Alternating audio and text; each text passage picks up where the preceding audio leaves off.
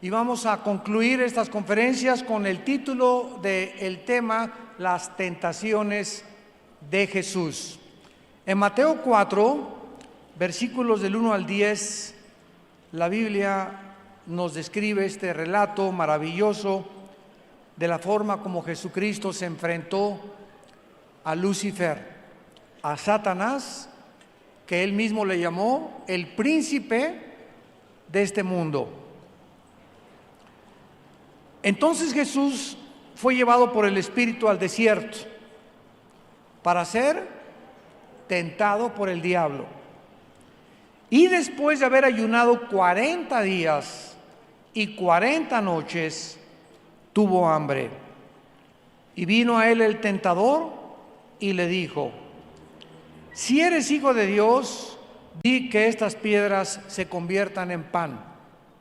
Él respondió y dijo: escrito está, no solo de pan vivirá el hombre, mas de toda palabra que sale de la boca de Dios.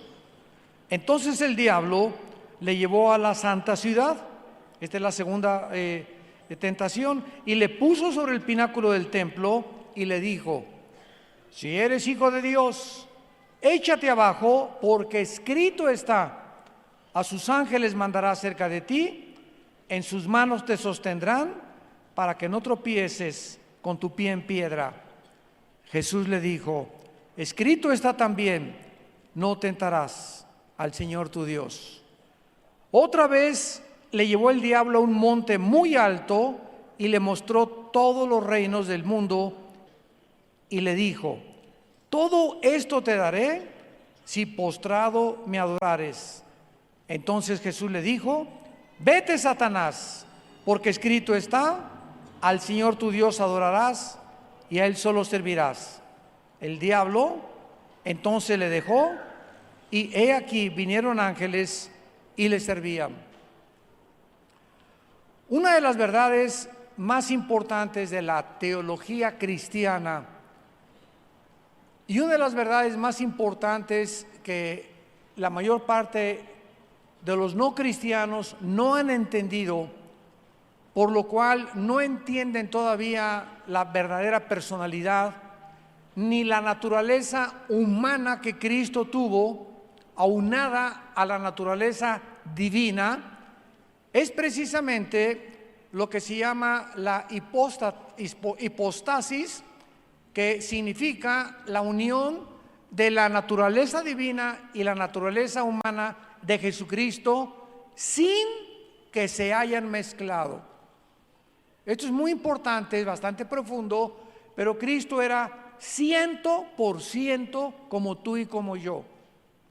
Como tú y como yo, era humano, lloró, tuvo hambre, tuvo sed y desde luego tenía que ser tentado en todas las cosas en las que nosotros hemos sido tentados, porque la naturaleza humana tenía que ser probada también. Y la naturaleza divina es porque Él era divino, Él era Dios, pero al mismo tiempo que Él era Dios, allá en el cielo el Padre y el Hijo estaban en el mismo lugar. En el principio era el Verbo era con Dios y el Verbo era Dios. Juan 1:1. Y cuando Jesucristo baja al mundo, sucede algo extraordinario, donde el Hijo no mantiene, ni tampoco discute, ni pelea quedarse en el nivel del Padre. Sin dejar de ser divino, se pone Él debajo del Padre, se somete al Padre para quedar bajo la voluntad del Padre, mientras mantenía su naturaleza humana para demostrarnos a nosotros que sus poderes divinos los ponía bajo el Padre para actuar bajo la voluntad del Padre, y nunca, mientras estuvo debajo del Padre, hizo su voluntad. Dice el capítulo 6 de San Juan: no he venido para hacer mi voluntad, sino la voluntad de Dios. Hace algún tiempo, un musulmán, estaba mi esposa y yo en una nación europea, y un taxista me dijo, quiero hacerle una pregunta.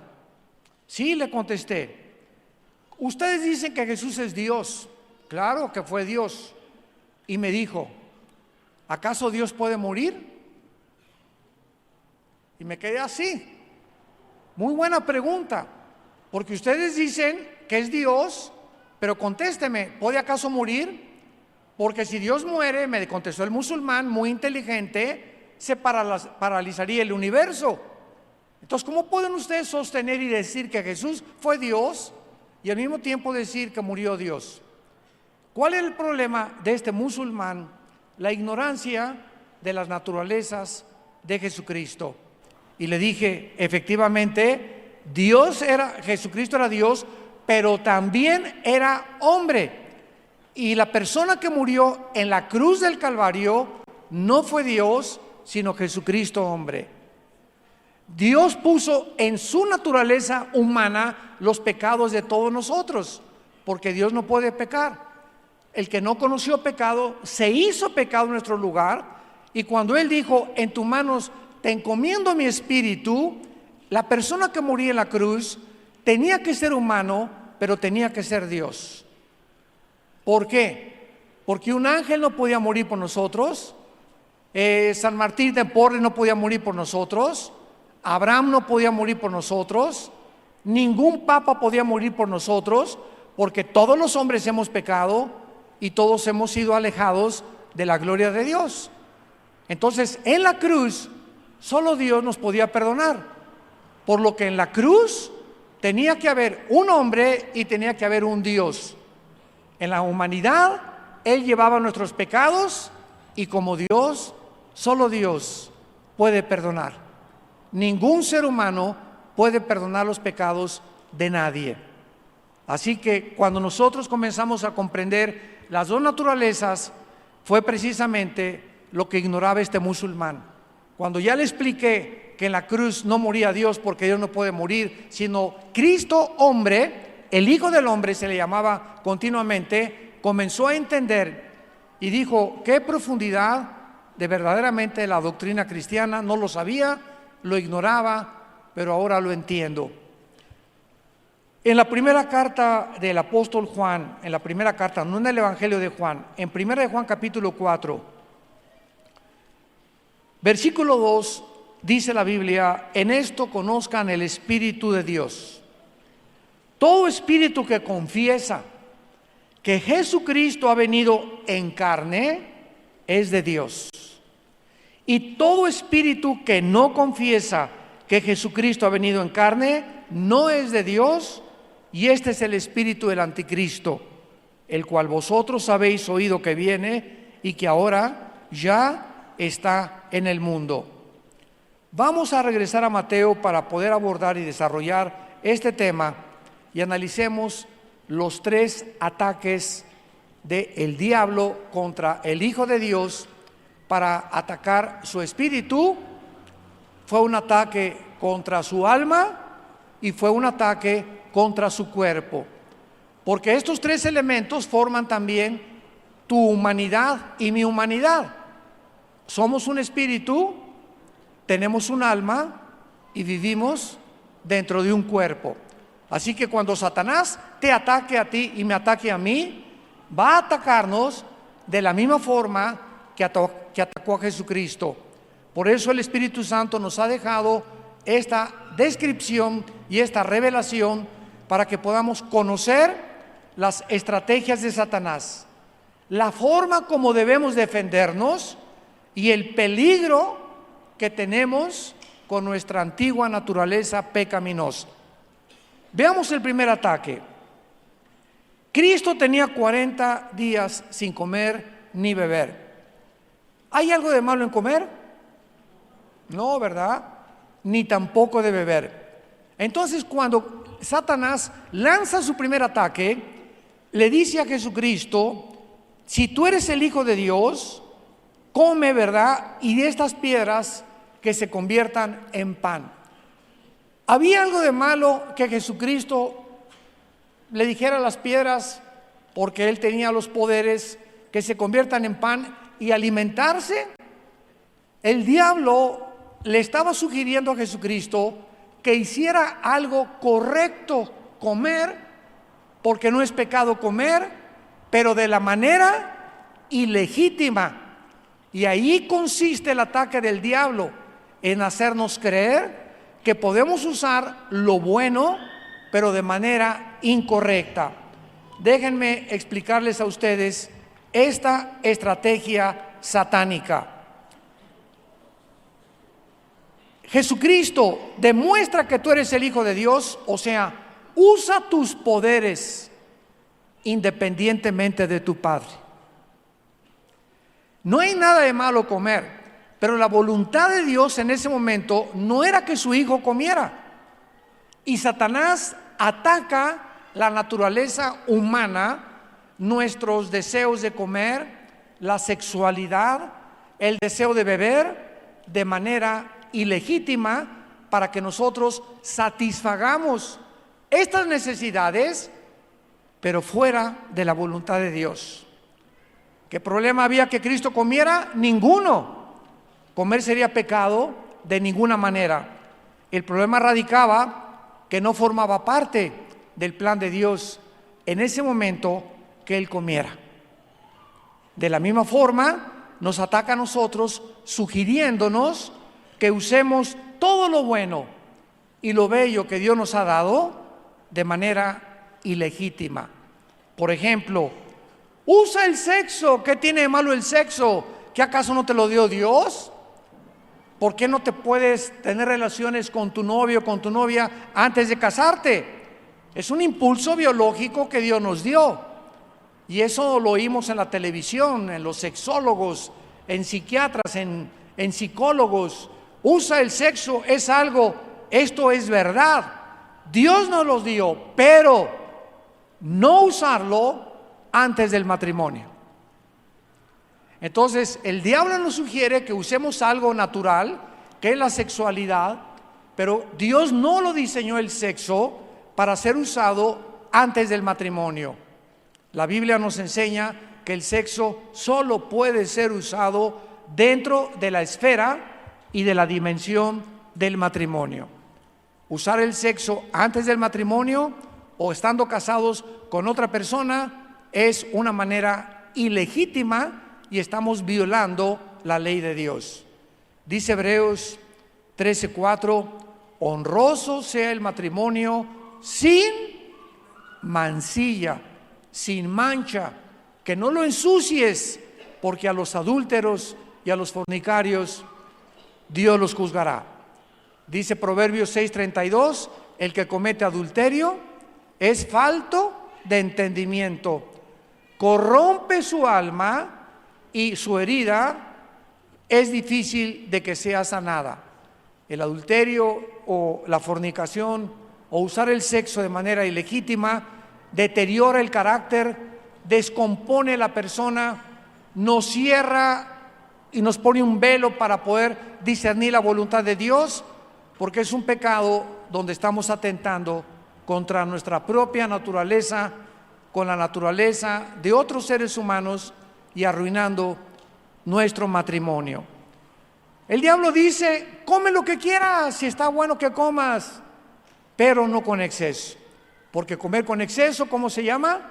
Gula, como los romanos, que ponían las mesas de los bufetes y había camarones, había tlayudas, había esto, había pozole de Puebla, pozole oaxaqueño, tamales, etcétera, etcétera. Y los romanos llegó un momento de tanta depravación que cuando ya se sentían llenos, se metían una pluma y volvían el estómago para seguir probando los demás que no habían probado. Esto se llama el pecado de la gula. Entonces, el comer es bueno, pero lo podemos usar de manera ilegítima cuando aprovechamos de la comida. Y lo mismo dice el diablo, divierte lo que quieras. Oye, divertirte no es malo. Claro que no es malo, pero no en parrandas ni en orgías tampoco. Entonces, ¿las fiestas son malas? No, las fiestas no son malas. Son malas las fiestas del mundo. ¿El baile es malo? No, de ninguna manera. A mí me encanta bailar con mi esposa, el baile, el Danubio Azul, etcétera, etcétera. música clásica, es precioso el baile, pero el pecado es mover el bote, ¿verdad?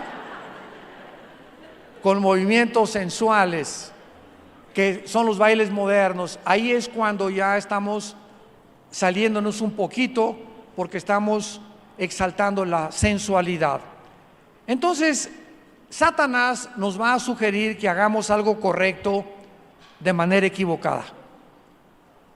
Nos va a sugerir que satisfagamos nuestros apetitos naturales de manera ilegítima. Que usemos el privilegio. Oye, tú eres cristiano, somos libres en Cristo, pero violando nuestra responsabilidad y viviendo en libertinaje. Hay una persona que me dijo un día: ¿usted cree que la salvación se pierde?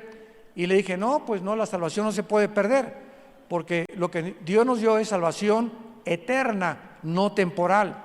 Ah, bueno, usted está predicando que entonces podemos hacer lo que querramos, porque si no se pierde la salvación, pues entonces qué bonito, ¿verdad? Pues me voy a dedicarme al libertinaje, voy a hacer esto y el otro. Y le dije: en Gálatas capítulo 5, el apóstol Pablo dio un consejo: a libertad fuimos llamados, solamente que no usemos la libertad como ocasión para la carne. Entonces le dije a esta persona: el hecho que tú me digas que como sabes que la salvación no se pierde, te vas a aprovechar de eso para pecar, me habla que tú no eres cristiano. Dice Romanos capítulo 6, cuando Pablo descubrió esto: entonces perseveraremos en el pecado para que la gracia abunde. Y lo contesta en Romanos 6: de ninguna manera. ¿O no sabéis que los que hemos muerto en Cristo hemos sido bautizados en su muerte? Porque somos sepultados juntamente con Él por medio del bautismo. No es el bautismo en agua, es el bautismo en el Espíritu Santo, a fin de que vivamos para una vida nueva. Entonces tengamos cuidado cuando creamos que porque somos libres y que la salvación no se pierde, y otros creen que sí se pierde la salvación, podamos usar nuestra libertad como ocasión para la carne. ¿Cómo le contestó Cristo a este ataque a Satanás en el versículo 4? Y le dijo Jesús: escrito está, no solo de pan vivirá el hombre, sino de toda palabra que sale de la boca de Dios. Nuestra obediencia es la mejor manera de demostrar nuestra fe. Un cristiano que no es obediente no lo es porque no cree que tenga que obedecer a Dios. Y sin fe, Hebreos 11:6, es imposible agradar a Dios.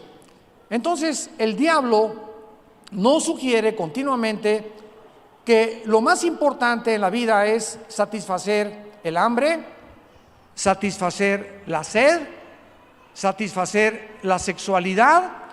Pero de repente viene Jesucristo al mundo y nos dice: hay algo más importante que comer, hay algo más importante que beber, hay algo más importante que tu sexualidad. Nadie se ha muerto por no tener relaciones sexuales. Nadie. ¿Podemos realmente subsistir sin comer muchos días? No sin agua tampoco. Y Cristo nos dice: cuando tú comienzas a entender que lo más importante para satisfacer es el alimento espiritual, la palabra de mi Padre, al comer diario la Biblia, al estar en contacto con la Biblia diario, al tener comunión diario con Jesucristo y fortalecer nuestro espíritu, cuando yo tenga hambre y cuando yo tenga sed, pasan a segundo plano. Y entonces si tengo 3 o 4 meses como casado y por alguna razón vivo lejos de mi esposa y pues muchos andan arañando las paredes ya y dicen: es que mi esposa cometió adulterio porque pues ella me dice que nanay, y me castiga a mi esposa como con un chicote, me duele más que el chicote, que porque no le he dado dinero, etcétera, etcétera. Ahí descubrimos que no es verdad que tengamos que satisfacer muchas veces estos impulsos biológicos cuando vivimos cerca de Cristo, porque Él es el que nos fortalece y el gozo del Señor es nuestra fortaleza. Entonces tenemos que descubrir eso, que la Biblia nos fortalece de tal manera que podemos, ¿verdad?, en lo famoso ayuno, estar 1 o 2 días sin comer, pero no le recomiendo a nadie que ayune si tienes que trabajar. Si tienes diabetes, no te atrevas a ayunar. Si no puedes estar 1 o 2 días dedicado a estar en la palabra y a memorizar la palabra, no ayunes. De nada te sirve no comer, irte a trabajar y por acá, por ahí con dolor de cabeza, pero Dios le dice al arcángel Gabriel: mira, Panchito lleva 3 días que ni torta se ha comido, ponle una palomita. Y el ayuno no es para echarle manita de puerco a Dios, ni para forzar a Dios que nos cumpla nuestras necesidades. Voy a ayunar para que sane a mi hijo. ¿Dónde está eso en la Biblia? Voy a ayunar para que me dé un trabajo Dios. O sea, Dios me tiene que ver en un estado de sacrificio para que se acuerde de mí. Es el mensaje que le estamos mandando. Y Dios nos contesta: ¿que tú no sabes que mi misericordia es nueva cada mañana? ¿Tú crees que yo necesito que tú hagas sacrificios para que yo pueda satisfacer tus necesidades? De ninguna manera. Qué ignorante eres de mi naturaleza divina. Yo no busco sacrificios, busco obediencia. Entonces, cuando usamos el ayuno, muchos lo usan como huelga de hambre. Ya no es ayuno, ya es huelga. Y con eso van a tratar de forzar a Dios, ¿verdad?, a que les cumpla sus caprichos. Y Dios no es del PRI, ni del PAN, ni de Morena tampoco. No es un partido político, los cristianos, para que hagamos huelga de hambre y Dios nos pueda contestar. Vayamos a la segunda tentación del versículo 5 al versículo 7. La segunda tentación. Entonces el diablo, notemos esto, que él nunca se va a dejar por vencido cuando nos ataca. Cuando nosotros vencemos una tentación, no creas que ya la hiciste. Te tienes que mantener en la fortaleza del Señor, en la palabra de Dios, orando para no caer en las tentaciones que en el futuro tiene preparadas para nosotros. Muchos de nosotros no hemos caído en tentaciones, ni hemos hecho pecados porque no hemos tenido la oportunidad. ¿No es verdad? O sea, bueno, yo me he encontrado con hermanos cristianos y muchos me dicen: mira, yo ahorita pues no he adulterado ni he fornicado. Y yo les pregunto siempre: ¿has tenido la oportunidad de hacerlo? ¿A qué te refieres? Le dije: mira, no quiero jactarme, pero una vez, me acuerdo, nosotros viajamos bastante y pues he tenido la disciplina, les contaba ahorita a unos hermanos, de levantarme temprano, estar siempre con el Señor. Siempre una disciplina férrea, que no me lavo los dientes ni nada antes de estar con el Señor en su palabra. Y entonces esa mañana tuve un muy bonito tiempo con el Señor. Me subí a un avión, mi esposa no me acompañaba. Y era precisamente la semana que le llaman en Estados Unidos el Spring Break, que es antes de Semana Santa, cuando todos los gringos, ¿verdad?, se sueltan el pelo y se destrampan y van a Acapulco, casi todos ellos jóvenes, y se emborrachan y bueno, no se imaginan lo que hacen en este tiempo muchos norteamericanos. Entonces yo en el avión en esa semana, siempre casi les pido en la aviación, en la compañía, que me den un pasillo. No me gusta ir junto a la ventana, porque si me tocan 2 gordos, ¿verdad?, y se duermen y quiero ir al sanitario, ahí les encargo cómo despertarlos, ¿verdad? Entonces prefiero siempre el pasillo. Y junto a mí venían 2 muchachas jóvenes y venía yo leyendo la Biblia y de repente una de ellas se puso de lado y me puso los pies en la mesita que te ponen en los aviones y me hacía así con los dedos. Y volteé yo y dije: ¿qué es esto, verdad? Dios mío, una marciana aterrizó aquí en el avión. Y pues venían las 2 muchachas, traían botellitas de whisky, llevaban como 3 o 4 cada una, y no se dieron cuenta que era la Biblia. Y le dije en inglés con mucho respeto: te voy a agradecer que me quite tus pies porque están sobre mi Biblia. Cuando yo dije la palabra Biblia, ella hizo así como un resorte sus pies, sus piernas, se sentó normal y lo primero que me preguntó es: ¿qué tú eres cristiano? Le dije: soy pastor. Y en ese momento hizo así. ¿Con quién nos hemos metido, verdad? Pero yo le contesto a mi esposa como un incidente, porque en ese momento se los digo: si yo no hubiera estado fuerte y no estuviera en el Señor, aunque sea pastor, quién sabe si hubiera soportado la tentación, porque me estaban invitando después, ¿verdad?, a que bajara con ellas y que las acompañara, y pues nadie me ve, nadie en el avión me reconoció, y pues y así pensamos: nadie me ve, pero Dios observa todos nuestros caminos. Entonces yo pienso, y no lo puedo negar, si yo me descuido, yo caigo, igual que tú, igual que yo, igual que cualquiera. No somos ángeles, tenemos una naturaleza traicionera, y el que piense que está firme, mire que no caiga.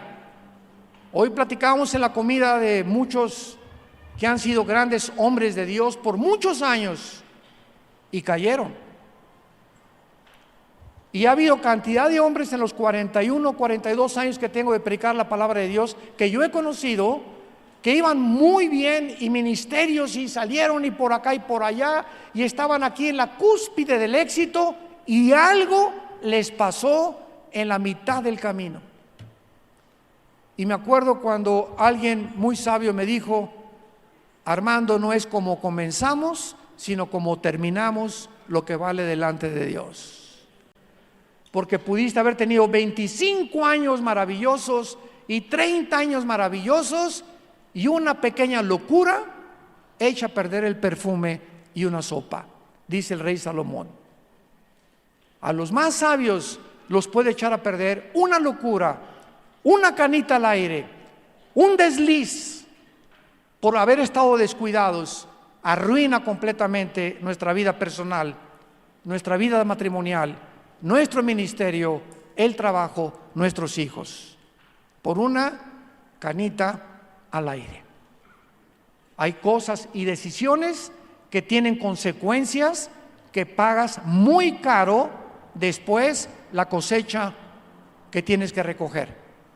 Cristo lo dijo claramente: escrito está, no tentarás al Señor tu Dios. En este ataque notamos que el diablo lo lleva al pináculo de un templo, y es interesante que lo haya llevado ahí, fuera en la ciudad de Jerusalén, al pináculo del templo. ¿Por qué lo llevó ahí? ¿Por qué el diablo agarró a Jesús y lo subió hasta arriba de la punta del templo? Porque el diablo sabe lo siguiente: que la mente humana es altamente influenciada por el medio ambiente que la rodea. ¿Saben ustedes que en un partido de fútbol tú vas tranquilo y de repente se levantan las porras al Barcelona o al América, y los gritos que están por ahí te contagian a tú hacer lo mismo? Yo tengo un hijo que es pastor, Alan, y él es americanista. No le digas de las Chivas porque te deja de hablar. Dice que nada más los americanistas son espirituales. Bueno, él se disfraza cuando va al Estadio Azteca, se pone el América, lleva su, ¿cómo se llama? La cosa que es a vuelta, la matraca, etcétera, etcétera. Y ahí está gritando, y siempre llega: papá, me acabé la voz.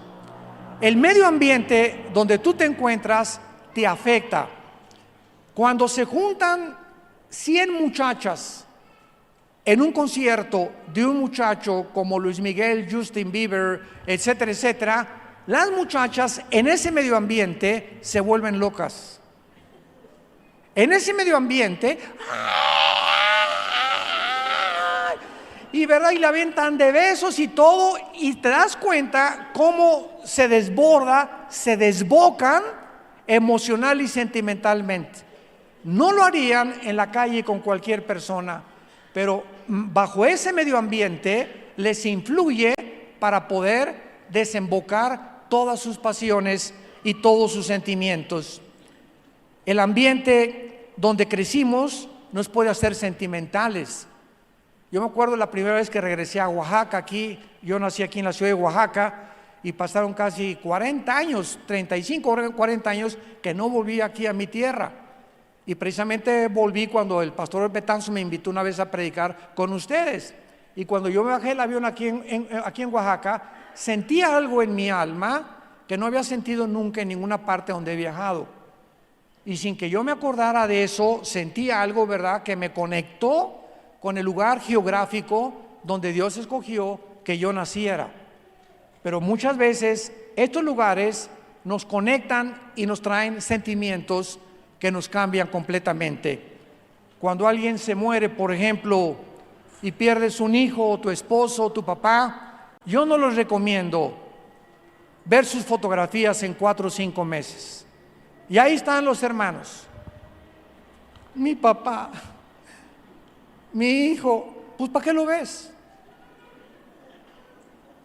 Guárdalas, o sea, al ver las fotos nos trae recuerdos que nos van a lastimar y van a tocar. El contacto con el medio ambiente nos lastima, y si te hace daño no lo hagas. Entonces, dentro de 5 o 6 meses que estés más fuerte, ve las fotos que te traen recuerdos sentimentales. Mientras tanto no las veas. Mi esposa se fue, hermano, mírela. ¿Para qué la veo? ¿Para qué la ves? Fíjense cómo somos, ¿verdad? O pasamos por un bosque y ahí hace ¿cuánto? 10 años tuviste una novia y pusiste en el bosque Chencho ama Chencha con un corazoncito, y después de 10 o 15 años regresas ahí y al ver el corazoncito en el árbol te trae memorias y comienzas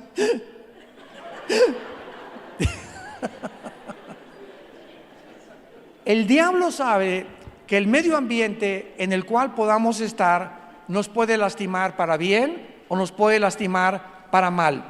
Es experto en llevarnos a nosotros a un pináculo de la fama, del poder, del éxito, de la popularidad, para ahí embriagarnos, atormentarnos y poder controlarnos. El diablo ataca los sentimientos y las emociones de las personas. Y cuando somos demasiados sentimentales o emocionales, yo por ejemplo, tenemos un familiar, me reservo su nombre, que es una persona, es mujer, y es muy inteligente de la familia de nosotros. Todos tenemos, ¿verdad?, la oveja negra y los que son listos y los que son brutos. O no tan inteligentes como otros, ¿verdad? Y esta persona en mi familia es una persona con doctorados y lo que ustedes quieran, pero en el área emocional es una persona tan inmadura como ustedes no se imaginan, y por eso lleva 3 matrimonios. Entonces ella es brillante intelectualmente, pero en el área emocional los hombres la han conquistado, y por ser ella tan emocional y tan sentimental ha caído, y los hombres con los que se ha metido han sido o borrachos, parranderos o jugadores. El último le puso una tranquiza que no se imaginan. Finalmente esta persona en la familia ya entendió, gracias a Dios, y pues ya ahorita es madura, se casó con un hombre de Dios, pero tuvo que aprender que la inteligencia y el coeficiente intelectual que ella tenía no le ayudaba en el área emocional. Y así tenemos personas que están cocidas como una hamburguesa. La coces, se cose de un lado, ¿y qué pasa si no la volteas? Nadie se la come cruda, ¿verdad?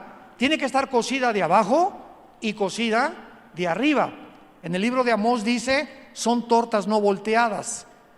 Hay cristianos que en la iglesia y están en la juventud, la presidenta de la femenil, y van y reparten folletos, y en su casa le pegan a la esposa.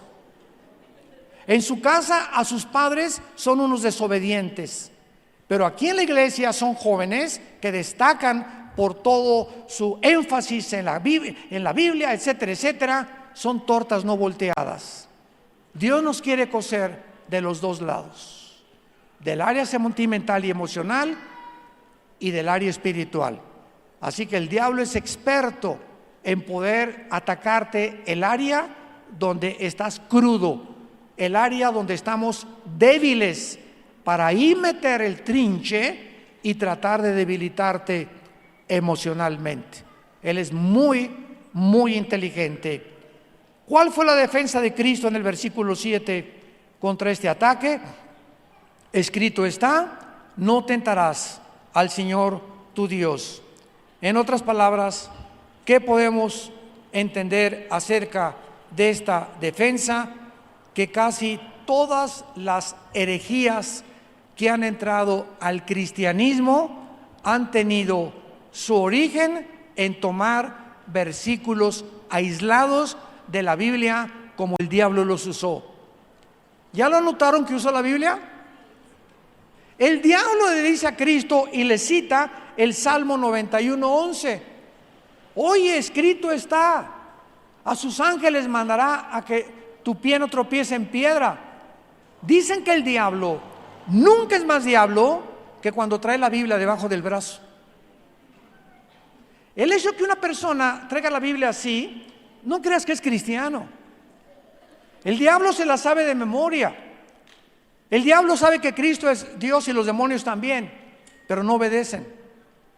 Entonces de nada te sirve conocer la Biblia y ser un experto en teología y en soteriología y en escatología y angeliología, y sin embargo eres un rebelde a sus mandamientos. Hace muchos años había un gran escritor en México muy famoso, ya murió. Escuchen esto: este hombre en México tradujo la Biblia del griego al castellano. Imagínate nada más, ¿no?, el trabajo tan minucioso y tan detallado que se requiere para hacer esto.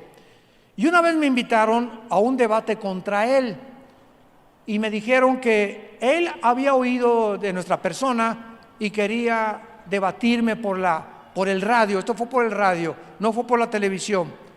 Y cuando yo oí que él era el traductor de la Biblia del Nuevo Testamento, lo primero que pensé fue: pues es cristiano. Oye, si alguien conoce el Nuevo Testamento, es él, las palabras originales de todo, etcétera, etcétera. Y entonces comenzó el debate y yo no entendía por qué él me quería agredir. Y oiga, usted cree, y siempre presumiendo, como dijo en el griego, hablaba en griego, y me quería apantallar en el griego diciéndome: pues yo conozco mucho más que tú.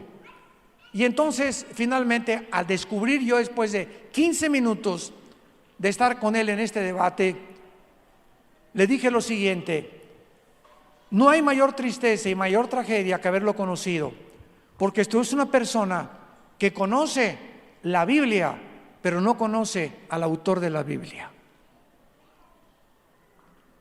Tú puedes conocer la Biblia sin conocer al autor de la Biblia, sin tener una relación con Jesucristo. Y así hay cantidad de sectas, cantidad de religiones, cantidad de personas cultísimas que conocen el Antiguo Testamento y conocen esto y el otro sin tener el conocimiento de Dios, por no tener al Espíritu Santo. Y así es exactamente el diablo.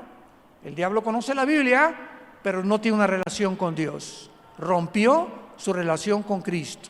Y esta es la tragedia más grande que le puede pasar a una persona. Tú hablas con un mormón y el mormón te dice: podemos ser dioses, y yo te lo demuestro. ¿Tú podrías, como cristiano, encontrarte un mormón, demostrarle que no somos dioses? Porque te cita que Cristo dijo: ¿qué no está escrito en los Salmos, Salmo 82, serán dioses? Entonces, ¿qué acaso no somos dioses?, dicen los mormones. ¿Tú sabes cómo contestarle? Yo recuerdo hace algunos meses que hubo un predicador en la televisión que dijo que éramos Jehová Junior. Me reservo el nombre de este predicador. Y cuando yo oí públicamente que él dijo en la televisión que éramos dioses, porque los hijos de los canguritos son canguros, los hijos de elefantes son elefantitos, y si somos hijos de Dios somos diositos, Jehová Junior. Esa fue la conclusión a la que él llegó. Tuve que debatir públicamente en un mensaje que se tituló No somos dioses. Entonces, podemos tomar un versículo de la Biblia, inflarlo, llevarlo al extremo y convertirlo en una herejía. Tú te encuentras a un testigo de Jehová, es una secta tremenda, y te dicen que no existe el infierno. Te dicen que Cristo es un ángel y te dicen que Él no puede ser Dios. Ellos no creen en Cristo como Dios. ¿Le puedes contestar? ¿Le puedes debatir a un testigo de Jehová, tu vecino, porque andan por todos lados? Pues son muy insistentes. ¿Te puedes encontrar con una adventista del séptimo día? ¿Ustedes por qué no guardan el sábado? Contéstale, te gano. Yo guardo el sábado, el domingo, el lunes, el martes, el miércoles, el jueves, el viernes y el domingo. No, ¿qué nada más el sábado guardas tú? Así les digo yo. Y se quedan así, no saben qué contestar, ¿verdad? Y nada más el sábado lo guardas. Nosotros guardamos todos los días son santos para nosotros ya. Ya no hay un día específico que se nos obliga. Nos juntamos el domingo porque los apóstoles, después de la resurrección, el primer día resucitó Cristo, el Espíritu Santo en Pentecostés vino el domingo, nos reunimos el domingo. 1 Corintios 16, 1 al 2, los apóstoles partían el pan el domingo, y por eso, pero no se nos impone. Si tú trabajas en un hotel el domingo, no cometes pecado si no vienes a la iglesia, porque es el día que tú tienes que trabajar en el hotel o en el trabajo que tengas. Pero Dios quiere que tengamos un día de descanso después de 6 días de trabajo. Y el lunes puede ser para ti el día de descanso, puede ser el martes, puede ser el miércoles, es el día que tú dejas de trabajar. Y lo dedicamos completamente, ¿verdad? Con la familia y con el Señor, etcétera, etcétera. Entonces, las sectas usan la Biblia sacando de contexto, inflando un solo versículo sin tomar en cuenta todos los demás de la Biblia. Y por último lugar, el ataque más fuerte que Cristo recibe es el tercero. Mateo 4, del 8 al 10. Otra vez le llevó el diablo a un monte muy alto y le mostró todos los reinos del mundo y la gloria de ellos. Y le dijo: todo esto te daré si te hincas y me adoras. Si te pones de rodillas y reconoces que soy superior a ti. Cristo entonces le contestó: vete, Satanás, porque escrito está: al Señor tu Dios adorarás y a Él solo servirás. En este último ataque, el diablo tenía su última oportunidad de arruinar la misión de Jesucristo, y esta es la razón por la cual Cristo antes ayunó 40 días y 40 noches. Él se enfrenta a este ataque en el desierto, y es interesante que en el Evangelio de Lucas dice la Biblia que los demonios, cuando salen de una persona, andan buscando dónde reposar. Y esta palabra en el griego significa lugares donde no hay agua. ¿Por qué los demonios buscan lugares desérticos? Hay una secta que se llama Pare de Sufrir, que es del Brasil. Y en esta secta ellos enseñan a que pongas vasos de agua junto a tu cama en la noche para que los demonios no se acerquen. Tomando un versículo de la Biblia de Lucas, que los demonios buscan lugares desérticos y de alguna manera tienen fobia a el agua, para creer que si pones vasos de agua, los demonios no se acercan a tu cama ni te jalan los pies. Entonces, cuando vemos que el diablo lo lleva a un desierto, es porque el diablo trabaja precisamente en lugares despoblados para poder debilitar la naturaleza del ser humano. Y le lleva a un monte muy alto, y noten ustedes que Cristo no lo contradice. Te doy todos los reinos del mundo si te hincas y me adoras. La Biblia en Juan 12:31, en otros versículos, Cristo le llama al diablo el príncipe de este mundo. Cristo le adjudica a Satanás un título de realeza. Él es un príncipe. Y antes del príncipe, ¿qué es? Rey. Antes de que él cayera, era el rey. Y cuando él cayó, bajó al principado, con sus principados satánicos. Entonces, es verdad que el mundo, de alguna manera, lo controla el diablo. Primera de Juan 5:19. El mundo entero está bajo el control del maligno. Entonces el diablo es experto en ofrecerle a los seres humanos, políticos, deportistas, entrenadores, músicos, todo aquello que ellos quieren, si le venden su alma por un plato de lentejas. Que cualquier éxito que tú alcances en la vida, como cantante, como deportista, como profesionista, como ministro de Dios, y llegas a la cúspide y allá arriba al éxito, si tú no tienes a Dios allá arriba, mientras más alto, más rápido caes. Porque las alturas nos descomponen, el aplauso nos descompone, la adoración de la gente nos descompone, porque no fuimos nacidos para recibir la gloria la recibe Dios. Entonces, el diablo es experto en decirte: te doy todo lo que tú quieres, sírveme, híncate y adórame. Yo que te pregunto en esta tarde, ¿a quién le estás entregando tu alma para poder triunfar en la vida? Es que mi jefe, me dijo una muchacha de mi trabajo, me dijo que me invitaba a tomar un café. Pastor me habló como a las 10 de la noche, se la pasé a mi esposa. Hermana, es que mi jefe me invita y es casado, ¿qué hago? Yo soy soltera. Mi esposa le dijo: no te atrevas a aceptar una invitación de tu jefe. Es que me dijo que me iba a aumentar el sueldo. Y entonces le contestamos: estás vendiendo tu alma al diablo por un miserable sueldo. Porque a lo mejor sí te aumenta el sueldo, pero este es un hombre casado, trae un anillo, y este anillo, ¿sabe lo que significa? Que ya no salimos del mercado.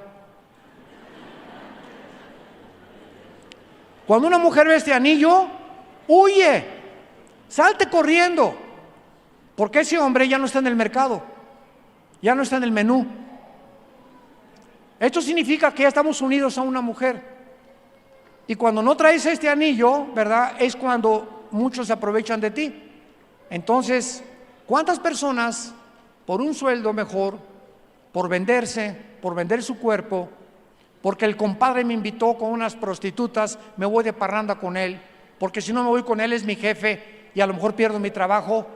¿Cuántos de nosotros somos tentados a vender nuestra alma al diablo por un miserable plato de lentejas? Y la Biblia nos dice: ¿de qué le sirve al hombre ganar el mundo si pierde su alma?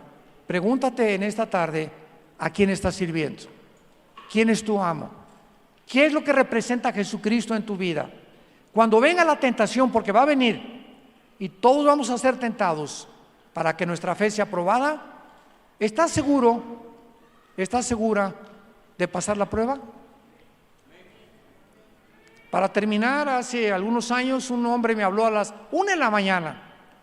Oye, Armando, me dice: fíjate que mi jefe, tengo una entrevista con él a las 10 de la mañana, y me habló a su oficina hoy en la noche antes de irme a casa para decirme que quería hablar conmigo, y estoy seguro que me quiere preguntar si soy cristiano.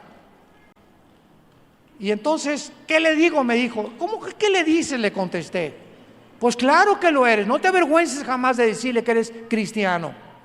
Bueno, porque Dios no nos ha dado un espíritu de cobardía, sino de poder. Me habló como a las 12 del día, el otro día, y me dice: oye, quiero comunicarte una buena noticia. ¿Qué pasó? Le pregunté. Me dice: fíjate que mi jefe me habló. ¿Y qué te preguntó? Que si era cristiano. Y le contesté: claro que lo soy. ¿Y sabes lo que me dijo? Qué bueno, te estaba probando para ver si realmente tienes el valor de poder ser una persona en la que yo pueda confiar. Si le hubiera dicho que no era cristiano, lo hubiera corrido. Pero lo estaba probando Dios a través de su jefe para ver cómo respondía. Y así Dios nos va a probar a todos nosotros, y el día que nos avergoncemos de Él, Dios se avergonzará de nosotros y delante de sus ángeles, porque no nos ha dado Dios un espíritu de cobardía, sino de poder, de amor y dominio propio. Esta es la forma en la que demostramos a qué amo estamos sirviendo. Te damos gracias, Padre, por tu palabra en esta tarde, por estos 3 días maravillosos que nos has regalado cerca de tu palabra, para ser alimentados con ella, para que el Dios y Padre de Jesucristo, el pastor de las ovejas, por el pacto sempiterno, nos habilite, nos fortalezca y nos prepare para que hagamos siempre las cosas que son agradables delante de Él. Que nunca nos avergoncemos de haber sido llamados a servirte, todo lo contrario. Él no tuvo vergüenza en una cruz de morir en nuestro lugar, resucitar a los 3 días para prometernos que volveremos a vivir con Él después de la muerte y saber que en esta vida tan corta que tenemos, nos la ha dado para probarnos. Porque Dios prueba el corazón, Dios prueba al ser humano. Y cuando esta prueba venga, dichosos y felices los que pasen la prueba, porque recibirán las recompensas y las coronas que Dios ha preparado para todos los vencedores. Te damos gracias, Señor, en esta tarde por los pastores de esta iglesia, los hermanos Betanzos, sus hijos, a quienes bendecimos, el círculo de servidores que ellos tienen a su alrededor, que los sostienen, oran por ellos. Te pedimos, Señor, que los guardes de todo mal y que puedan ellos continuar con la energía, la salud, las fuerzas, la iluminación, con un espíritu de sabiduría y de inteligencia, continuar guiando a tu pueblo por sendas de justicia por amor de tu nombre. Y si tú en esta tarde no tienes a Jesucristo, o tal vez te has avergonzado de Él en alguna parte de tu vida pasada, en este momento pídele perdón. Dile: Señor mío y Dios mío, me arrepiento de haberme avergonzado de ti, de haber aceptado esta oferta que me hicieron, donde me querían comprar, de haber aceptado esta proposición indecorosa que yo no merecía haber aceptado. Lávame con tu sangre, Señor, fortaléceme, porque quiero acabar la carrera sin mirar atrás y no tener nada de qué avergonzarme en el día de Jesucristo. Te pido que en este momento entres a mi corazón como mi Señor y mi Salvador. Te recibo por la fe y te doy gracias por haber muerto y pagado en la cruz con tu sangre por todos mis pecados. En el nombre de Jesús. Amén. Que Dios los bendiga. Que Dios los guarde a todos. Que Dios los fortalezca.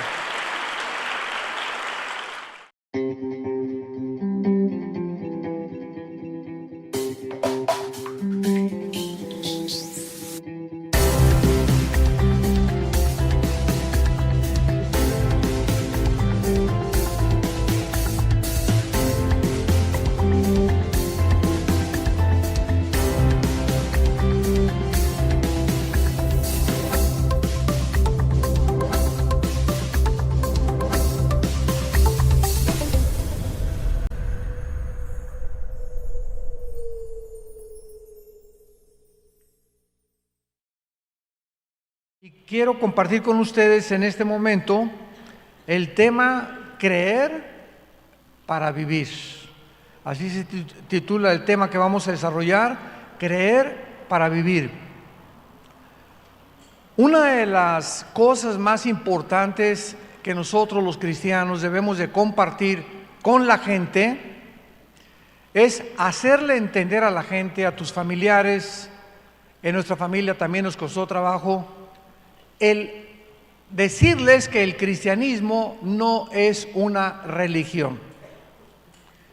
Yo recuerdo cuando rechacé la religión que mis padres nos inculcaron, Les contaba yo ayer porque me decepcioné muchísimo de tantas cosas que descubrí, mentiras, etcétera, etcétera. Y pues me fui al otro lado, ¿verdad? Me fui al lado del ateísmo. Y cuando mi hermano me comenzó a compartir ya a los 26 años de edad que yo tenía, que él no me venía a hablar de ninguna religión, porque le dije, mira, estoy hasta acá de religiones, las he estudiado, el catolicismo, el hinduismo, el zoroastrismo, el islam, etcétera, etcétera, y ninguno de sus líderes me parece adecuado, todos son sacrificios, todos son, cada quien dice que tiene la verdad. A ver, le dije a mi hermano, ¿cuál de las religiones es la verdad? Y él simplemente me dijo, mira, no tengo a hablar de ninguna religión, te vengo a hablar de una persona. Una persona, me dice, sí, a ti te gusta y has estudiado los héroes, has estudiado los grandes conquistadores, porque yo soy adicto a la lectura desde muy niño, siempre me ha gustado mucho leer. Y actualmente por lo menos 3 libros leo al mes. Soy adicto a la lectura, es mi adicción, creo que es una buena adicción. Y cuando me habló de Jesucristo, le dije, sí, cómo no, nació en Belén, ¿verdad? Y su madre fue la Virgen María. Pero cuando él me dijo, ¿en dónde has leído acerca de Jesucristo? Yo no recuerdo jamás en la religión que teníamos que hayamos nunca abierto la Biblia. Nunca teníamos una Biblia con un candado. Y solo cuando venía un padrecito, porque a mi papá le encantaba comer con ellos, invitarlos a comer, etcétera, etcétera, él le quitaba el candado y él era el autorizado para leérnoslas. Nosotros no la podíamos leer. Bueno, todo esto fue cambiado a través del tiempo, cuando vino la revolución ecuménica y el cambio tremendo, cuando ya la Iglesia romana comenzó a permitir que se leyera la Biblia por el pueblo sin que ya tuviera el imprimatur o la autorización del Vaticano.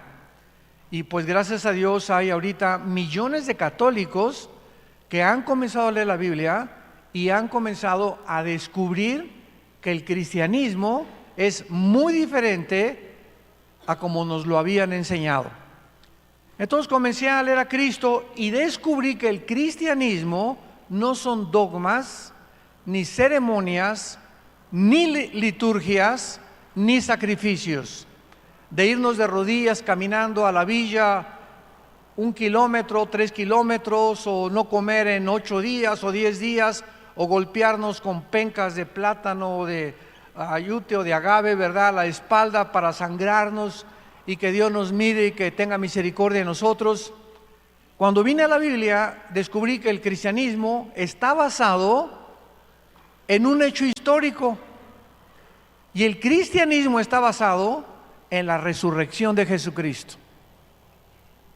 Si Jesucristo no hubiera resucitado, el cristianismo no podría ser sostenido en pie, porque el cristianismo o permanece en pie o se derriba con la resurrección de Jesucristo.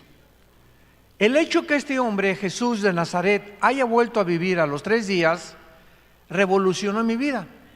Hoy precisamente es el día en que a nivel internacional se celebra la resurrección de Jesucristo, porque Él volvió a vivir el primer día de la semana, que es precisamente bajo el calendario gregoriano en el que tú y yo vivimos, es el domingo. Los judíos tienen otro calendario que es el calendario lunar, que consiste en 360 días al año. Los cristianos tenemos el calendario solar, porque un papa llamado Gregorio cambió los 360 días a 365 días, y desde hace aproximadamente 2000 años contamos el año con 365 días, minutos y segundos. Entonces, cuando comencé a descubrir que Jesucristo había resucitado, me comencé a interesar en su vida más profundamente, porque aunque yo sabía, ¿verdad?, que nació en Belén, su madre fue la Virgen María, todo eso lo sabemos todos los de cualquier religión, hasta los musulmanes conocen que Jesucristo fue un hombre importantísimo, no conocen la profundidad de sus enseñanzas, ni tampoco que Él realmente haya resucitado a los 3 días. Entonces necesitamos tratar de definir qué significa creer, que eso es precisamente lo que quiero compartirles a ustedes en esta mañana. Hace algunos años, uno de los más grandes científicos alemanes, nacionalizado norteamericano, y que fue el primer astrofísico que mandó el primer cohete a la Luna en 1969. Él se llamaba Werner von Braun, era un alemán nacionalizado norteamericano, y él tenía estudios bíblicos en la NASA. Todos los días, al entrar con sus empleados, a las 7 de la mañana, de 7 a 7 y media, él les compartía un estudio bíblico. Y escuchen las palabras de este científico que dijo en la Universidad de Harvard, en Massachusetts, antes de morir: la credulidad es virtud de gente que no piensa o razona. La incredulidad de gente que razona superficialmente.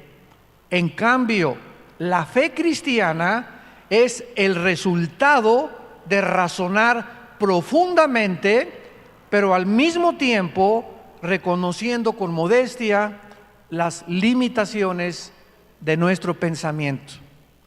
Y así es, efectivamente, todos los seres humanos de alguna u otra manera creemos en algo o en alguien, pero lo importante no es simplemente creer, sino en quién crees. Por ejemplo, ¿verdad? Mucha gente cree en los platillos voladores, en los ovnis. Otra gente cree que venimos de los animales, que se les enseña en las escuelas y en las universidades, sin que los estudiantes ni los mismos maestros hayan investigado que es imposible genética, biológica y físicamente que provengamos de los animales, pero lo quieren creer. Otros creen en las filosofías orientales. Los Beatles, por ejemplo, que fueron el conjunto inglés musical más famoso de los 60, 70, creían que allá en los Himalayas, en la India, había una sociedad que se llamaba la Sociedad del Thule, que fue la que le enseñaron los brujos a Adolfo Hitler, y que había sacerdotes allá que podían tener una revelación extraespacial y una revelación sobrenatural del mundo invisible espiritual. Y los Beatles comenzaron a creer en eso. Ellos creían, ¿verdad? Y comenzaron a fumar marihuana y comenzaron a traer las drogas a Europa y al occidente, y todos sabemos, ¿verdad?, el desenlace y cómo terminó este grupo de cantantes ingleses. En el nazismo, los alemanes creyeron que Hitler era su salvador, y actualmente en casi todas las naciones, principalmente en Latinoamérica, cuando votamos por un presidente o por un gobernante, ponemos toda nuestra esperanza en él y decimos: Él es el que va a ser nuestro salvador. Él va a acabar con la pobreza, Él va a acabar con esto, con el otro, y ponemos nuestra fe en un hombre que no sabemos detrás de su ideología qué puede esconder. Otros creen, ¿verdad?, como los romanos, que los césares eran dioses y adoraban a los césares como dioses. Y últimamente, increíble pero cierto, mucha gente cree que la tierra es plana. No sé si han oído ustedes eso, pero es una nueva creencia. Yo llego a muchos lugares donde hay estudiantes universitarios y me dicen: ¿usted sabía que la tierra es plana? Siempre les contesto: ¿de cuál fumaron? Bueno, entonces vemos nosotros, ¿verdad?, que la mayor parte de todas estas creencias, aunque sean irracionales, improbables y que carezcan del menor escrutinio en su análisis, la gente cree en ellas. Y cuando nosotros comenzamos a decir que creemos en un personaje histórico que se llama Jesucristo, comenzamos a descubrir que nuestra fe es válida porque tiene un sostén histórico, geográfico, arqueológico, químico, físico y de cualquier disciplina académica que me quieras mencionar. Esto solamente nos demuestra de qué forma tan tremenda y tan maravillosa podemos nosotros decir, creemos que la Biblia es verdaderamente la palabra de Dios, que fue Dios el que inspiró este libro, que son 66, un compendio de 66 libros, en un periodo de casi 1500 años, porque la Biblia se escribió en casi 1500 años, pero los 66 libros de la Biblia, escritos por más de 40 autores diferentes, en diferentes épocas de la historia, coinciden los 40 autores en el mismo pensamiento. Desde el Génesis hasta el Apocalipsis encontramos que la figura central de la Biblia es Jesucristo, el Hijo de Dios. Abran sus Biblias en el libro de los Hebreos capítulo 11 y veamos, como les anticipé, vamos a profundizar en lo que significa creer, o lo que la Biblia le llama la fe, y la grande diferencia entre tener fe y creer en cualquier otra cosa. En Hebreos capítulo 11, versículo 1, la Biblia da una definición de lo que es la fe, y dice así: es pues la fe, la certeza de lo que se espera, la convicción de lo que no se ve. Noten ustedes las dos palabras especiales que el Espíritu Santo escogió para definir la fe. La fe es una seguridad, una certeza de qué cosa, de lo que esperamos. En otras palabras, la fe está relacionada con el futuro. Estamos esperando algo que se nos dice aquí que se va a cumplir. Y esta seguridad profunda en la vida, lo vamos a ver quién nos la da. Y en segundo lugar, es una convicción de algo que no vemos. Entonces, los que quieran apuntar, la fe está relacionada con el futuro y con lo invisible. Y esto podríamos decir a primera vista, qué difícil es creer algo que no veo, porque esto es lo que se llama, ¿verdad?, dentro del pragmatismo filosófico, o los ateos siempre dicen lo siguiente: yo no creo en lo que no veo, en lo que no oigo, en lo que no gusto, en lo que mis 5 sentidos no perciben. Esto es lo que basa el ateísmo. Ellos tienen que ver, oír, sentir para creer. Y a nosotros se nos manda lo contrario. Entonces, cuando alguien dice que tiene fe, por ejemplo, yo tengo fe en que me voy a sacar la lotería. Esa no es fe, porque no está escrito que te vas a sacar la lotería. Yo tengo fe en que mi hijo se va a sanar. Bueno, puede ser y no puede ser, porque Dios nos promete que Él va a sanar todas las enfermedades. Puede ser que muchas veces sea mucho mejor, que muchas personas se vayan a la otra vida, que está mucho mejor que seguir sufriendo en este mundo. Entonces, hay mucha gente que cuando dice tengo fe en algo, no sabe lo que están diciendo. Nuestra fe tiene que estar basada en las promesas de Dios. Si Dios no me lo ha prometido, yo no tengo por qué decir que es fe. No es fe, es una creencia, porque la fe tiene que ser sostenida por la palabra de Dios. Y así existe una grande diferencia entre el cristianismo y todas las religiones del mundo. ¿Saben ustedes cuál es la diferencia entre el cristianismo y el catolicismo, el hinduismo, el islam, el zoroastraísmo y todas las demás creencias que hay en el mundo? Dos cosas principales. Todas las religiones, sin excepción, todas las religiones creen que para ser una persona salvada necesita hacer buenas obras. todas sin excepción. Y en segundo lugar, que se necesitan hacer ciertos sacrificios. Los mismos aztecas, tribus indígenas, le ofrecían a los dioses el corazón de los seres humanos, porque algo dentro del alma humana nos dice que tenemos que hacer algo o algún sacrificio, purgar la mala conciencia con la que nacimos. Los egipcios enterraban a sus víctimas con su espada y con comida. ¿Quién les dijo a los egipcios que iba a haber vida después de la vida? Los hindúes creen que es la religión más antigua del mundo. El hinduismo es la religión más antigua del mundo. Creían o siguen creyendo en la reencarnación, que cuando alguien muere regresas de cucaracha a un ratón o a una vaca. Entonces, una de las cosas más irracionales dentro de esta religión es la siguiente: si realmente hay una evolución en la reencarnación, porque la India sigue siendo uno de los países más pobres del mundo.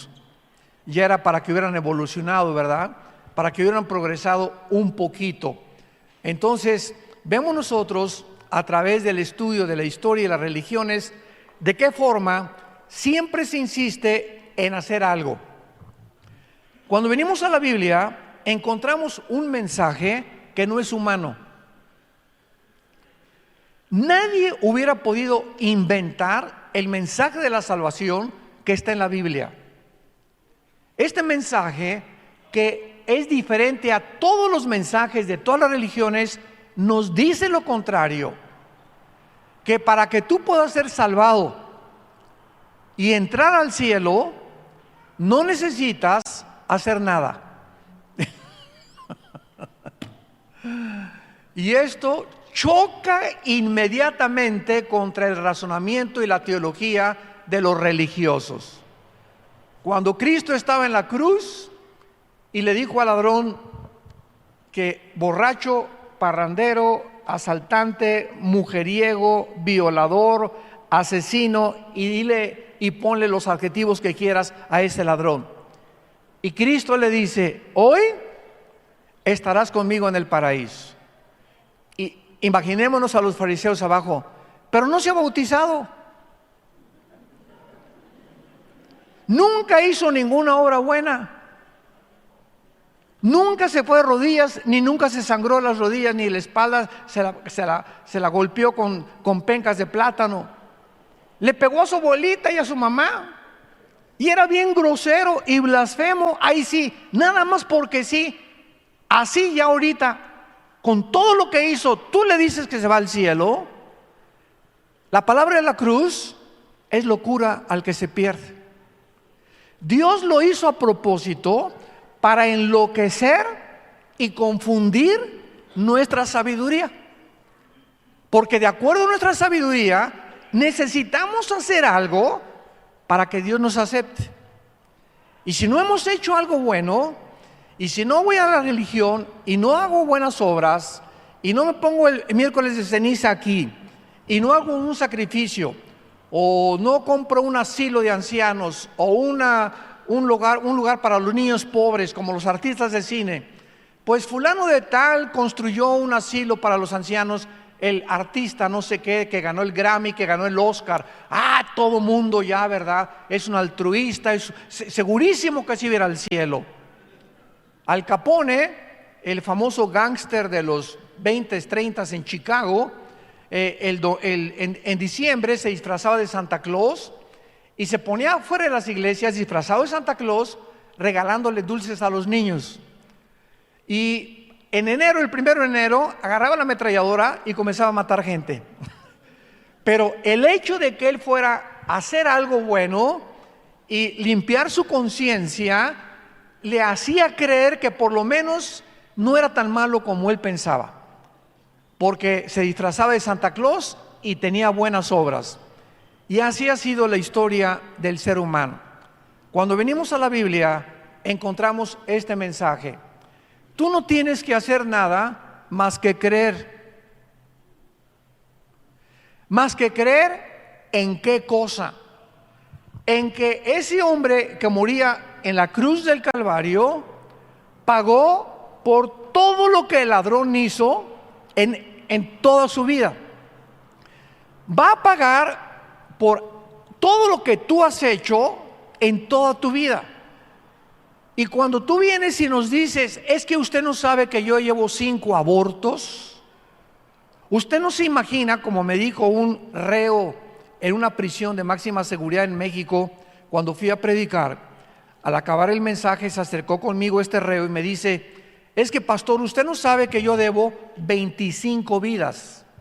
A los 14 años en Veracruz, me dijo, comencé a convertirme en un gatillero de un político y me dieron 25,000 pesos por matar a una persona de la política. A los 16 llevaba yo 5 personas y a los 25 años me mandaron a matar a alguien a la Ciudad de México.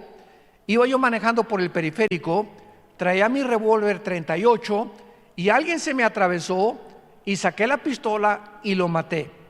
Y estoy en la cárcel purgando 15 años por ese crimen del periférico. La policía no sabe que yo llevo 24 antes que el del periférico. Y me preguntó, ¿usted cree que Dios me va a perdonar? Y le contesté con la Biblia, la sangre de Cristo nos limpia de toda maldad. Y cuando el ser humano escucha eso, que Dios paga en nuestro lugar en la persona de su Hijo, para que todo nuestro pasado, no importa lo negro que haya sido, nos regala, porque es un regalo, no tenemos que hacer nada. La salvación, esta palabra es la única palabra que ninguna religión tiene. Porque una vez me preguntaron eso, ¿podría usted definir qué es el cristianismo con una sola palabra? Y les contesté inmediatamente, gracia. Porque por gracia somos salvos. Efesios 2, 8 y 9. Porque por gracia somos salvos por medio de creer. Simplemente Dios nos manda a decir, crean lo que mi Hijo hizo en el lugar de ustedes y te regalo la salvación. Es un regalo inmerecido.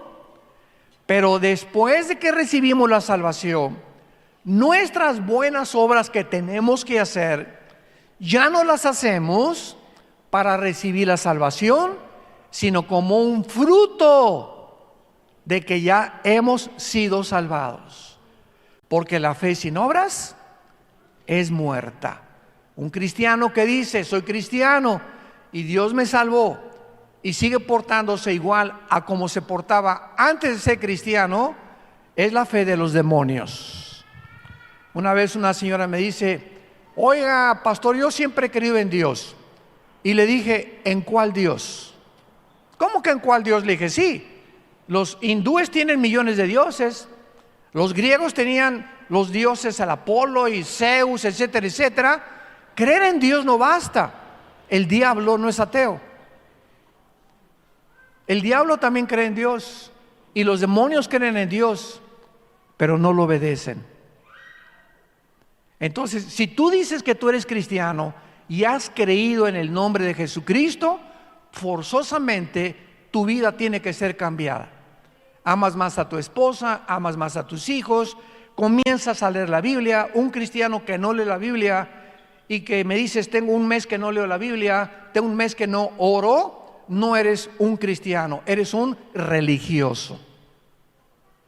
El cristiano es la persona que ha tenido un encuentro sincero con Cristo, ha creído que Él pagó por sus pecados, se ha arrepentido de sus pecados y le ha dicho, Señor, lávame, perdóname, soy la peor persona, vengo como un limosnero a la cruz, no vengo ofreciéndote nada. Tenemos que llegar como limosneros para que Dios nos acepte.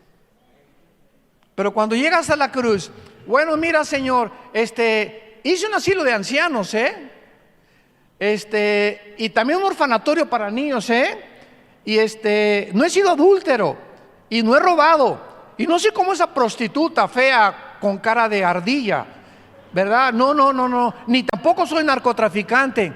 Si llegamos a la cruz justificándonos y diciéndole a Dios que no somos tan malos como muchos que sí son malos, Dios nos rechaza. Porque tenemos que venir como somos, no tenemos nada que ofrecerles. Aunque te digan en Oaxaca que eres la rosa de Castilla,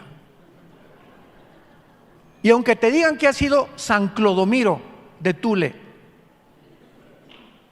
si tú vienes a la cruz creyendo que tú mereces algo, la salvación no es para ti. Él vino por los enfermos, por los que reconocen que están enfermos y que necesitamos un encuentro con Él. Vayamos a Juan capítulo 4, el Evangelio de Juan capítulo 4, y veamos todo este ejemplo que hemos estado en este momento desarrollando en el caso de una mujer de lo peor, la famosa mujer samaritana, una mujer que no iba a misa, una mujer que no iba, ¿verdad?, que no se podía jactar de que fuera buena, era una mujer prostituta, era una mujer adúltera, y cuando se le encuentra a Cristo, ni siquiera estaba casada con la persona que estaba viviendo, vivía en amaciato. Y veamos el encuentro entre esta mujer y Jesucristo.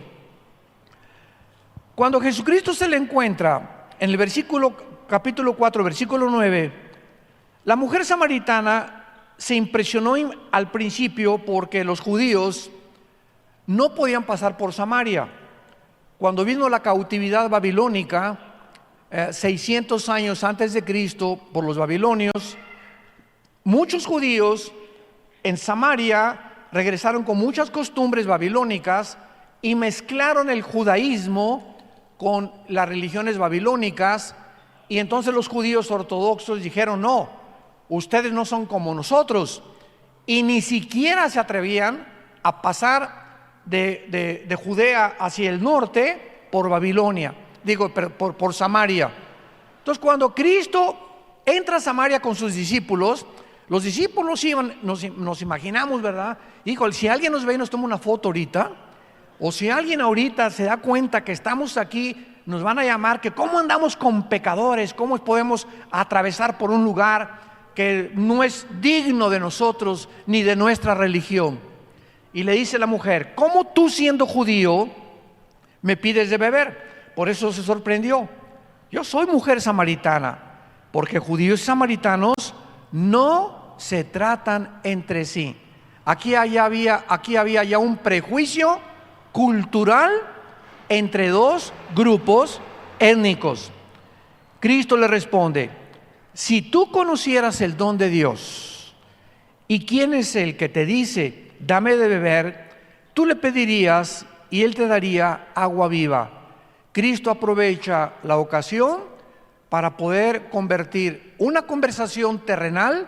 Era una mujer que eran las 12 del día, y en esta hora, a las 12 del día, era cuando más sol calentaba, y podemos entender por qué esta mujer prostituta, mujer adúltera, ¿verdad?, como tú quieras, a las 12 del día iba a sacar agua, porque las mujeres que no eran como ella, las mujeres decentes, iban temprano antes que saliera el sol.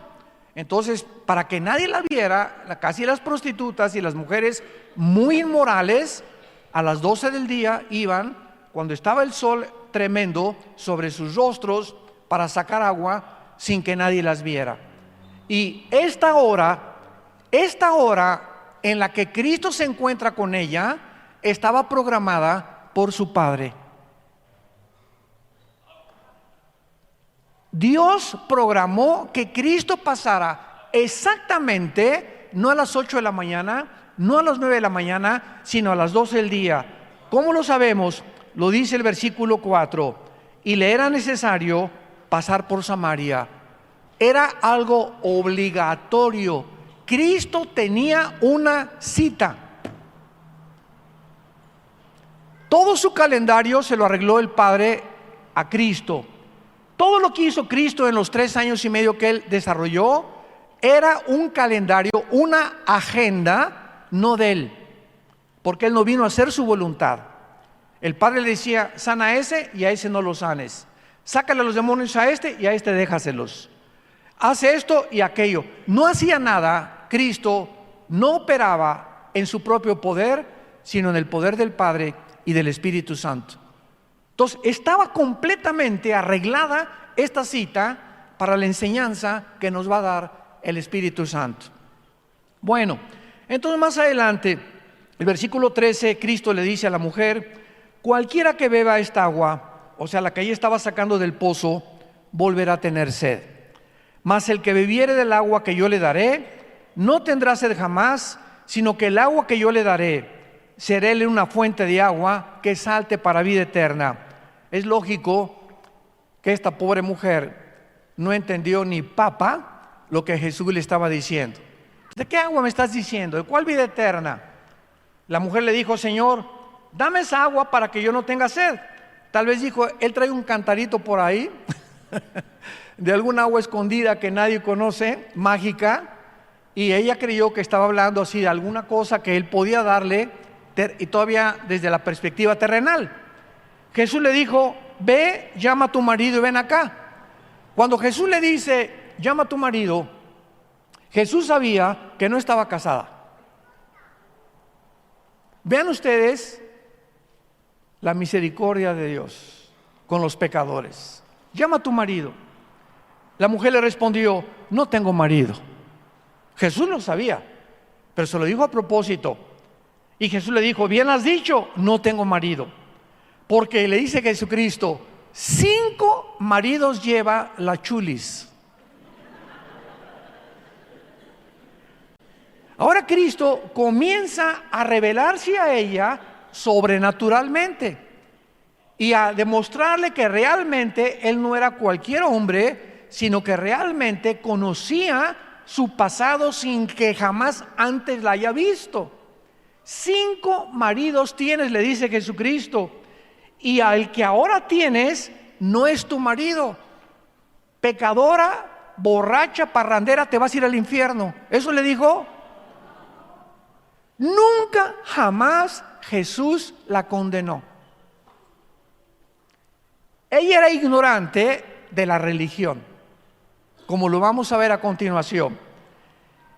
Esto has dicho con verdad. Entonces la mujer, versículo 19, le dijo, Señor, me parece que tú eres profeta. Y vean la respuesta de la mujer. Nuestros padres adoraron en ese monte.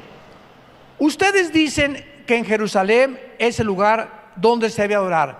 Esta mujer inmoral, al mismo tiempo de ser adúltera y llevar 5 maridos, era una mujer religiosa. ¿Cuántos conoces así tú? Que tienen su amante, pero se persignan el domingo. O van a alguna iglesia el domingo. Que roban y asaltan y matan, pero traen una medallota con la Virgen de la Macarena.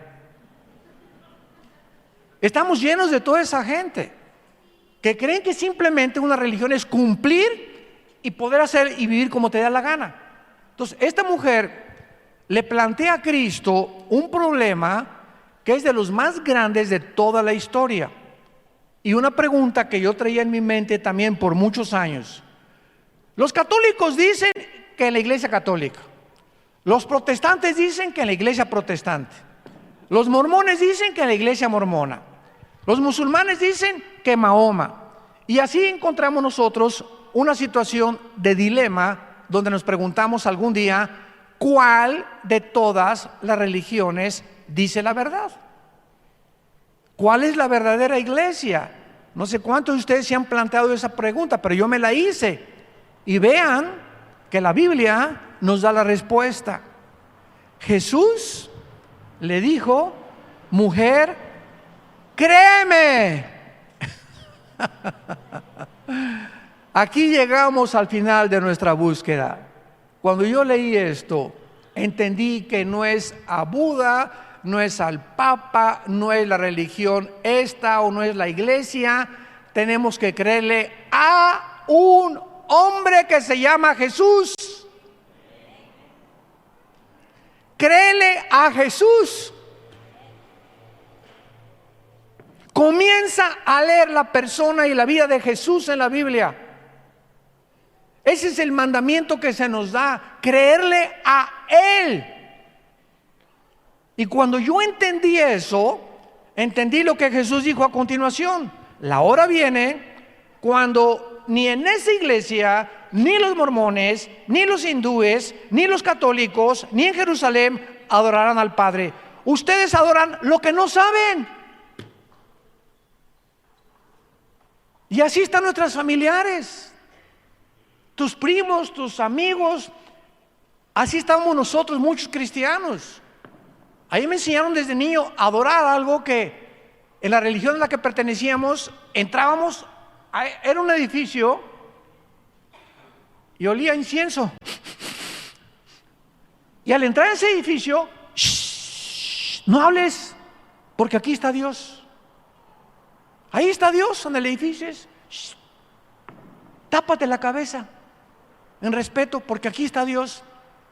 Y nada más me decían: párate, siéntate, párate, siéntate.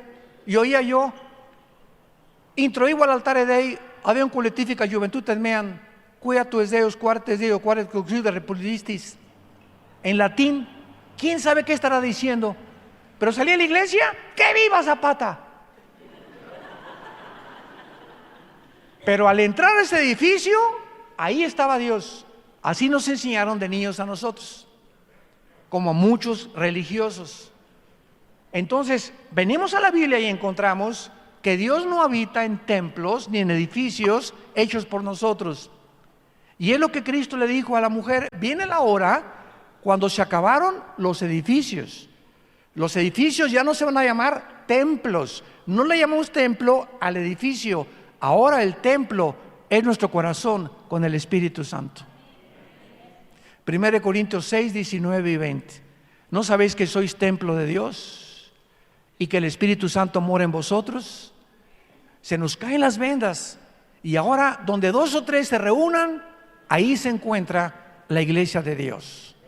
La iglesia no son edificios, no son liturgias, no son ceremonias, no son desfiles, no son golpes de pecho. La iglesia somos los seres humanos, el cuerpo de Cristo. Vean ustedes cómo comienzan las vendas a caerse y a entender lo que adorábamos, lo que no sabíamos. Cuando Pablo en Hechos 17 llegó a Atenas, había una estatua grandísima que decía: al Dios desconocido. Los atenienses, los filósofos, Sócrates y los estoicos y todos ellos que amaban la razón y la verdad, adoraban a dioses que no conocían. Y así es, ese es un religioso. Adoran lo que no saben. El Islam viene y se hinca y no adoran a Mahoma porque no saben que Mahoma está vivo. El budismo es una religión atea. ¿Me oíste bien? Es una religión atea. Oiga, pero ¿qué religiones ateas? Es que la palabra religión no significa creer en Dios. El comunismo está considerado que es una ideología política en una otra religión. Virgen del Socorro. ¡Cuánta ignorancia! ¡Cuánta ignorancia! El día que conozcas la verdad te hará libre, dijo Jesucristo. Y esta mañana te habla Jesucristo a que le conozcas a Él, a que entiendas que Él es en el que quiere Dios que creamos, porque Él es la resurrección de la vida. Él te quiere perdonar en esta mañana, no importa lo que tú hayas hecho, y tú tienes que comprender simplemente que lo necesitas, y que si Él no entra a tu vida, vas a seguir igual, y no vas a poder cambiar, porque necesitamos el poder del Espíritu Santo para poder vivir la vida que es agradable delante de sus ojos. Oremos. Te damos gracias, Señor, por tu palabra en esta mañana, y te damos gracias porque tú eres el camino, el único camino, la única verdad absoluta, inexorable, eterna y tú eres la vida eterna. Has venido y has centrado nuestra vida en la persona de tu Espíritu para darnos la eternidad, para que cuando muramos en paz, sabiendo que vamos a ser trasladados a un mundo mucho mejor, donde tú podrás secar nuestras lágrimas y donde todos nuestros sufrimientos, angustias y problemas que en esta vida atravesamos no van a ser comparables con la gloria que en nosotros se va a manifestar. Ven a Jesús en esta mañana y dile ahí desde tu lugar. Los que nos observan por la televisión lo pueden hacer también diciéndole: Padre Santo que estás en el cielo, te pido perdón por mis pecados. Ahora he comprendido que no puedo hacer nada por borrar mis pecados del pasado, más que creer, confiar, saber que tú en esa cruz pagaste con tu sangre por ellos, y lo creo y te pido que entres a mi vida, porque creo que a los 3 días volviste a vivir. Tú eres la resurrección y la vida, dándome la promesa que el día que yo muera volveré a vivir y te veré cara a cara y podré saber que mi fe no fue en vano. En el nombre de Jesús. Amén.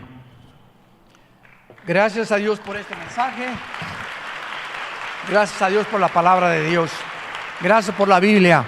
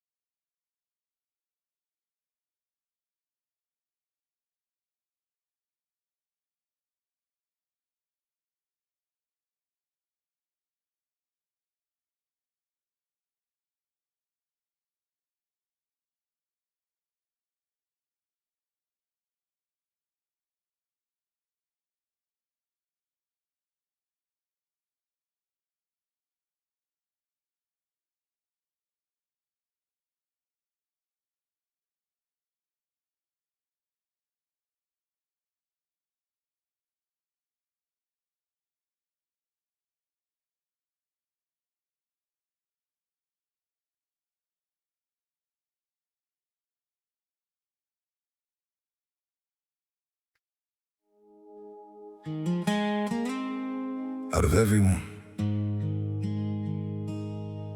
out of every moment, it was you. It was always you.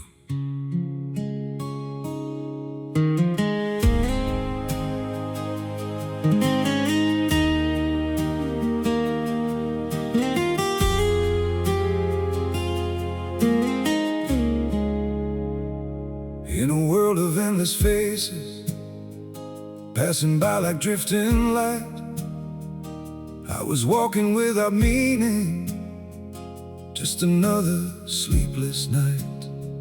Never thought that in a second everything could realign.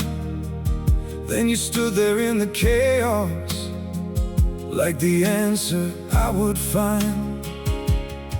Out of millions, it was you. Right place, right time, it all came true. Not too early, not too late, just exactly how it's made. In this life across the blue, every road just led to you. Call it fate or something new, all I know, I found you. Through 1,000 wrong directions, through the years I couldn't see, every moment brought me closer to the one I'm meant to meet. Out of millions, it was you. Right place, right time, it all came true. Not too early, not too late, just exactly how it's made. In this life across the blue, every road just led to you. Call it fate or something new. All I know, I found you.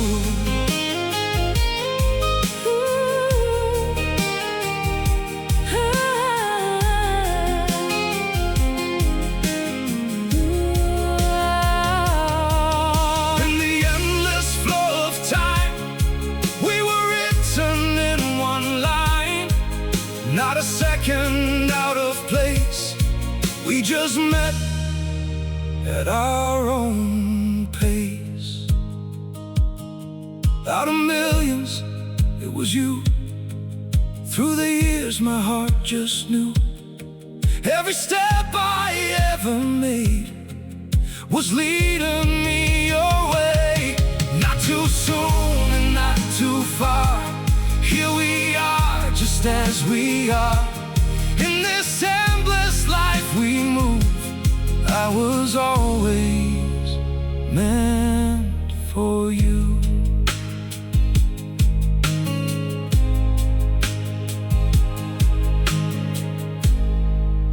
Out of everyone,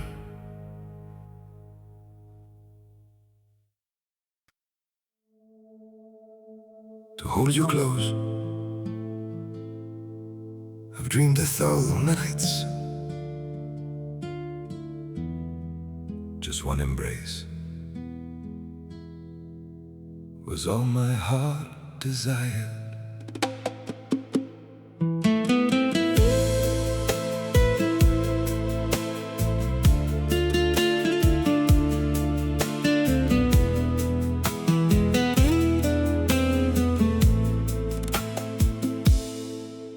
Every night I close my tired eyes, you appear within my soul, like a wish I keep on chasing, that I've never gotten to hold.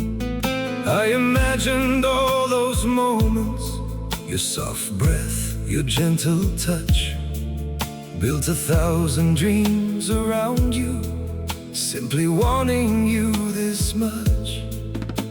To hold you in my arms, my love. I've dreamed so many times, through the lonely nights and silent tears, you're always on my mind. To hold you in my arms, my love, was the wish I held so deep. 1,000 dreams were made of you before I fell asleep. I would trade the stars above me just to feel your heartbeat near. For 1 second in your embrace would erase these waiting years. To hold you in my arms, my love. I've dreamed so many times, through the lonely nights and silent tears, you're always on my mind. To hold you in my arms, my love, was the wish I held so deep.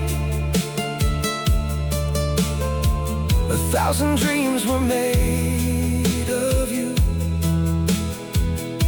before I fell asleep.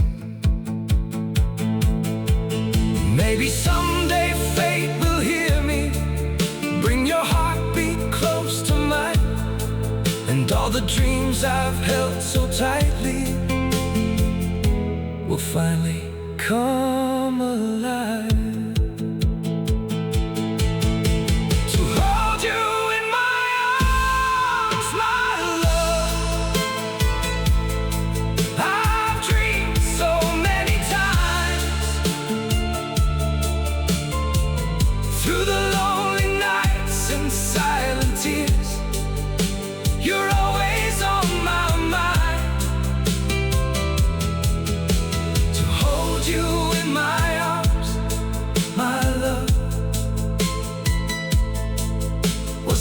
touch I held so deep. 1,000 dreams were made of you before I fell asleep.